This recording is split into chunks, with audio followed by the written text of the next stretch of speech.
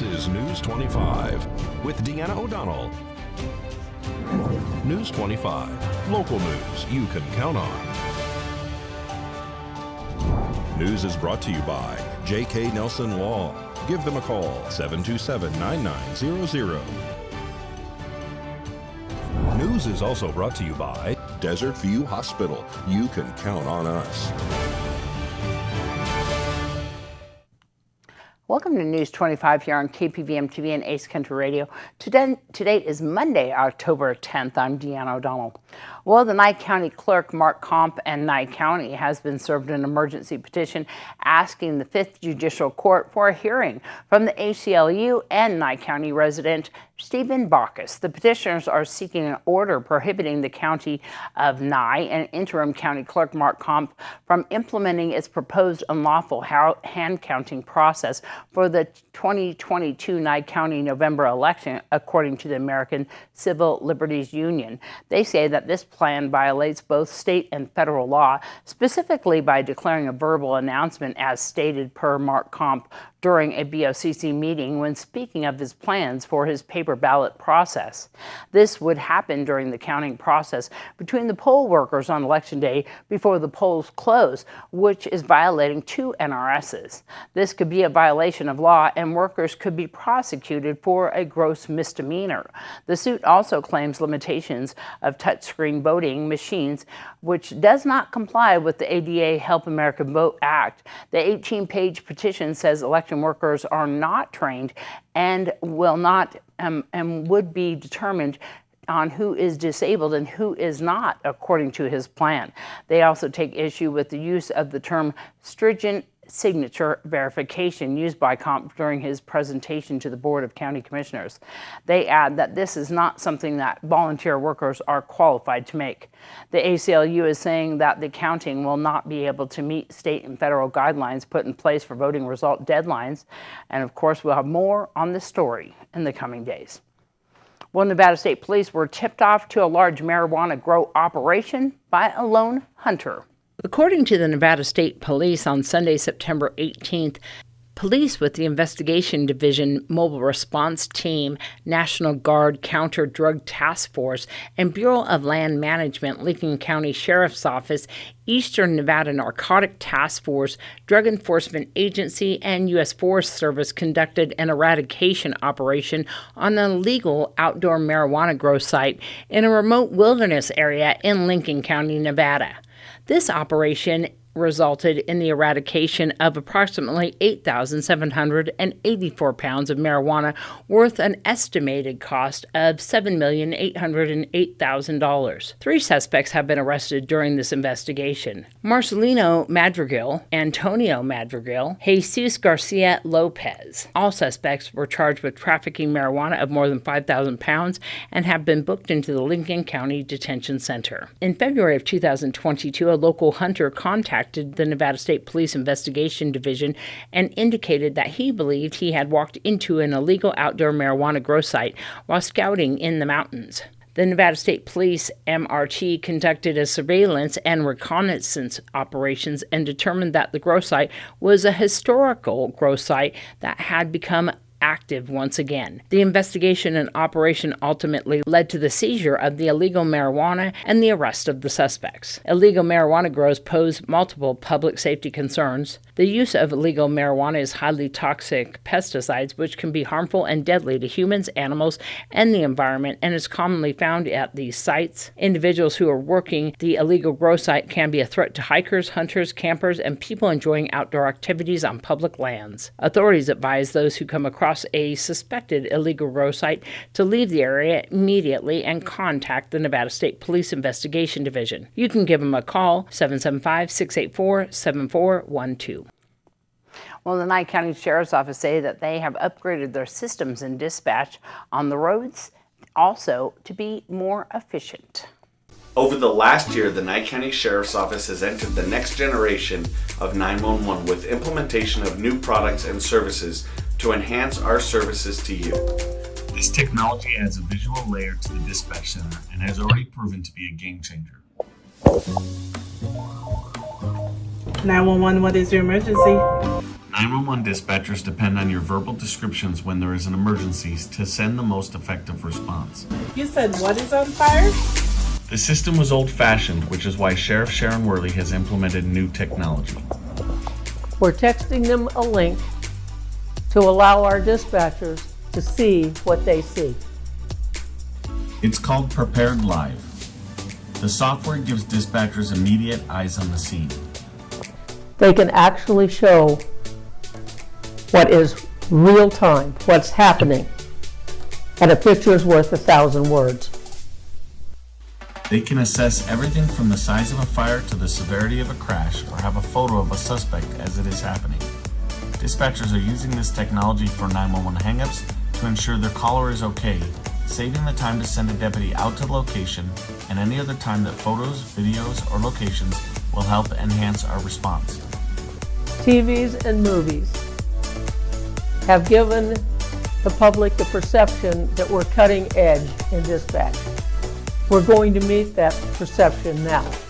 With Rapid SOS, there is pinpoint accuracy, allowing us to actually tell which lane you're in, not just what road you're on. Being able to quickly and accurately locate callers is critical. Every minute we save in dispatch is a minute we save on the road. In addition, Nye County dispatchers now have text to 911. The most common way that people contact 911 is by picking up the phone and calling 911. It's not always easy to talk on the phone. It's not always safe. The caller may not feel comfortable or may not have enough signal for a phone call. This is where text to 911 comes in. This service allows individuals to report an emergency by texting the information to 911. Text to 911 has been proven to be a valuable public safety service and has saved lives across the country. The system will be treated like any other call to 911. Officers will respond with the same urgency as if the call was received via telephone, and malicious and fraudulent use of the system is still punishable as a crime. The system is not for use in routine matters such as questions or other non-emergencies. For non-emergency matters, you call the Sheriff's Office at 775-751-7000. Call when you can, text when you can't. These three systems have provided cutting-edge technology to the Nye County Sheriff's Office Dispatch Center, allowing them to better serve you. Our goal is fast service. These new technologies allow us to be faster. More local news on the other side of this break. You're watching News 25, the most recognized and farthest reaching local news in Nye County. News 25, local news you can count on. This segment of News 25 is brought to you by Lisa Spahitz and Mike Plasmeyer at Country Financial Insurance. Auto, home, life, and commercial. 775-727-8920. Also brought to you by Battleborn Financial, investing and health insurance made easy, off Pahrump Valley in Calvada. Well, a Pahrump man is facing several charges after he allegedly stole a car from a local bar. Brad Francis takes us through a timeline of events that led to his arrest. Paul Sanchez is under arrest and facing several charges in the wake of an investigation into a stolen vehicle in Pahrump. On September 21st, Nye County Sheriff's Office deputies were dispatched to Rhinestone's Bar on Pahrump Valley Boulevard to investigate a stolen Jeep Cherokee. On October 1st, officers were called out to investigate an abandoned Jeep Cherokee that fit the description of the one reported stolen. During the vehicle inventory, deputies discovered jail release paperwork identifying Paul Sanchez of Pahrump. 2 days later, on October 3rd, deputies returned to Rhinestones, where they reviewed video surveillance from the night the Jeep was reported stolen. In their report, officers say they observed a male in the parking lot that matched Sanchez's description. The next day, October 4th, deputies questioned Sanchez about his whereabouts on September 21st. They say Sanchez admitted to being at Rhinestones, where he was drinking with another man, the alleged victim in this case. In the police report, officers say Sanchez admitted to taking the man's Jeep Cherokee and driving to an unknown location. Sanchez told officers he had permission permission to do so. But when deputies spoke with the victim, he denied giving Sanchez permission to take his keys. The victim also told officers after his vehicle was recovered, he discovered a speaker, amplifier, JVC stereo, and a catalytic converter were missing. During their investigation at Sanchez's home, officers say while walking the property, they noticed those missing items in a work utility truck on the property in clear view. At the conclusion of the investigation, Sanchez was placed under arrest and booked into the Nye County Detention Center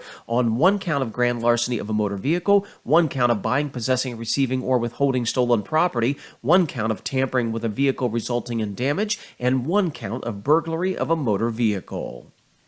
Well, Nye County Commissioners have approved a revised county manager employment agreement with Tim Sutton. The amendments, first proposed by Commissioners Frank Carboni and Bruce Jabor, include changing the procedure for annual performance evaluation, modifying the at-will provisions, and adding for-cause provisions, and the removal and addition of certain benefits. During a presentation to Commissioners, Sutton summarized the most significant changes. The biggest concession, and this I'm glad I had an opportunity to address this because I don't know if it's particularly evident in the proposed contract, but health, dental, and vision insurance after retirement. I currently have lifetime retirement benefit or medical post-retirement medical benefits. That is a huge expense to the county. It's something that was given out in the day for quite liberally, and we have just recently seen some of the financial impact that has had, and the board has been working diligently to remove that. I know the NCMEA during the last round of negotiations made that concession, and it was a big concession on the part of the NCMEA bargaining unit, and so I wanted to follow suit with that and also state that my post-retirement medical benefits would end at the time that I reach Medicare eligibility. So that is in line with the NCMEA agreement, although we're not making reference to the NCMEA agreement anymore. Currently, I receive full health, dental, and vision insurance while employed, and a portion of dependent coverage for my dependents and the premium for that. The proposal here is to have full coverage for both myself and my dependents while employed, not post-retirement. My current contract allows for bar license and continuing education fees. That was removed. I know there was a lot of consternation from members of the public and even some board members on that, so that was just stricken from the contract. Did we address the issue of retirement, the termination, resignation? Yes, the original proposal, I think, was to purchase a certain amount of years of retirement, of a retirement credit. That was declined by the board, so that is not reflected in this current agreement. Thank you for addressing some of the concerns the board has. I know the law stuff was one of my issues, and I didn't think it had a place there. I do appreciate having you here, and I see a lot more growth in just tenure in the position. But you have to be open-minded and, again, above the fray. I think that's the most important thing in the position. I want to thank the commissioners for all the times that we spent together working on this. It's been a pleasure, and I'm happy that we can come up with something that was amenable to the Chair? county manager and ourselves. Can we point out one thing? We're getting 2 for 1. We've got a town manager and a county manager. That's We correct. could have 2 separate. Just saying. And the amended employment agreement for Tim Sutton takes effect January 1st. Well, with fall officially here, many people are enjoying the cooler nights outside by cozying up next to a bonfire. But there are some tips to remember for everyone being safe around the fire, especially for kids. And you know that we still have our moratorium in effect here in Pahrump. I just need to let you know. I think the biggest thing is making sure that you have the fire in the right place. You have all the equipment to take care of it in case it goes out of hands, and you never leave your children unattended. I think those are 3 basic cardinal rules. Dr. Purva Grover with Cleveland Clinic Children's says it's essential to make sure the bonfire is 20 to 25 feet away from houses, decks, and other structures. It's also important to keep the fire distance from bushes and low-hanging trees. When building a fire, don't use grass as a base and stay away from softer woods such as construction lumber and pine. since they can give off more sparks. Dr. Grover stresses kids should have adult supervision and stay at least 3 feet away from the bonfire. Kids also need to wear proper shoes and avoid flammable clothing like nylon or anything loose-fitting. As for potential injuries, Dr. Grover says children often get hurt when they throw items into the fire like leftover 4th of July fireworks. Frankly, I see the leftover fireworks coming in, when they are some of them left over and they think that they are no longer active and they're placid and they're just having fun. We've also seen a bunch of popcorn kernels, and it's not the popcorn per se. It's when the kernel goes in, hits or touches a specific piece of that wood or that bonfire, and then the spark comes right back up. But most of these, frankly, are because we are too close to the fire when these things are happening. Well, of course, be careful out there. And if someone suffers a minor burn, Dr. Grover says, try running some cool water over the area. Call a doctor if the pain persists. And she adds that there should be access to a garden hose, fire extinguisher, or even sand to dose the flames if needed. Well, we'll be right back in just a moment with your Save a Pet. You're watching News 25, brought to you by Mountain West Lawyer, Injury Attorneys, 727-9500. Also brought to you by Silver State Health. Visit silverstatehealth.org or call 702-471-0420 for an appointment. News 25, local news you can count on. Well, we caught up with Pat Lemming from Never Forgotten Animal Society. She's going to introduce us to a dog named Jane.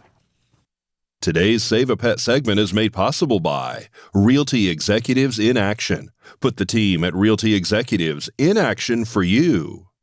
Hi, this is Pat with Never Forgotten Animal Society. I'm here with Jane right now. Jane is a hound mix, and we don't know who Dad was. She's all white with the exception of some gray on her tail, and she is a little rambunctious little piece of puppy. As you can see, she is a doll. She is a love. She loves to be held and cuddled and interact with you. She is approximately 8 weeks old right now, and she is up for adoption. Her adoption fee is $350, which includes her spay, all of her vaccinations, microchip, and rabies certificate, and she is available today. You don't need an appointment. Come on in. We're located at 520 East Street, right behind Wells Fargo Bank on the corner of Wilson Road and East Street. We're in Suite C. We have a banner on our window that says we have kittens. You're welcome to come in anytime. There's no appointment necessary. And you can meet these guys and interact with them. They are just loves. They are the sweetest dogs. I have currently, I'd say about 13 puppies available of various breeds. So you're welcome to come in and meet any of them at any time. And again, we're open Monday through Saturday from 10 a.m. to 5 p.m. And you're welcome to come in and see these sweet little girls and boys anytime. Our number is area code 775-537-8674. Please come in and meet our kids. We'd really appreciate it. Thank you. News 25 Weather Cam is brought to you by Lerner and Rowe Injury Attorney's Office in Pahrump. In a wreck, need a check? Call 702-877-1500. Well, I can feel it outside. It is a little bit cooler. Look at those clouds. Fantastic. All right, we're going to have John with your weather right after this break.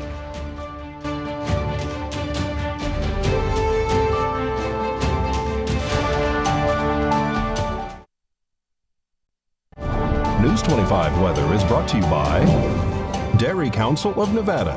The splash of cream in your coffee, the dollop of sour cream on your burrito, the melted toasty cheese on your pizza. Undeniably delicious, undeniably dairy. Enjoy what's real. Hi, good evening, Nevada. Welcome back to the working week. It's a Monday. It's John Kohler from the KPVM Channel 25 Weather Studios. And looking at this holiday weather map, I'm thinking, definitely seems like fall weather. Look at that. Fernley, Fallon, Carson City, all stuck up there in the low 80s, 81, 82, 80. Tonopah saw 74, perennial favorite for the Cool Spot Award, and a great place to be, 74. 76 out in Goldfield. Beatty saw 87, hot spot, and Amargosa today at a scant 90 out in Las Vegas. They only got up to 87 degrees. And Death Valley, a paltry 102. Work on that, I guess. Here in the Paradise of Pahrump, let's take a look. 83 degrees. That's our current temperature. 85 just a little bit earlier. Felt nice. East-south easterly winds to 9 miles per hour. There were some gusts that were significantly higher than that this afternoon, I noticed. But yeah, on average, yeah, about 9 mile per hour wind. Sun rose this morning at 6:46, setting this evening at 6:14, and we'll look for a gorgeous sunset under partly cloudy skies. A low tonight at 59 degrees. Boy, we haven't seen a cloudy sky sunset in a while. It's going to be gorgeous colors. I just know it. And as we head on into the week, sunshine. Look at this, 3-4 days of sunshine. Temperatures up in the upper 80s, 90s until about Friday. And then, whoa, Nelly, things start changing around. We get some cloud cover coming in. Might even be some rain on Sunday. Temperatures dipping down into the low 80s, so we give about 10 degrees of heat over the weekend, but that's still not too bad. About 82 degrees on a rainy Sunday. Great day to watch the Raiders maybe win one for us this week. We'll try. All right, back to the desk. Here's Deanna. Well, I know that there's a bunch of Halloween things coming up, and we're so looking forward to it. One of them is happening down there at the Calvada Eye. We are looking for participants still. 775-764-0681. That's Barbara Thompson's number.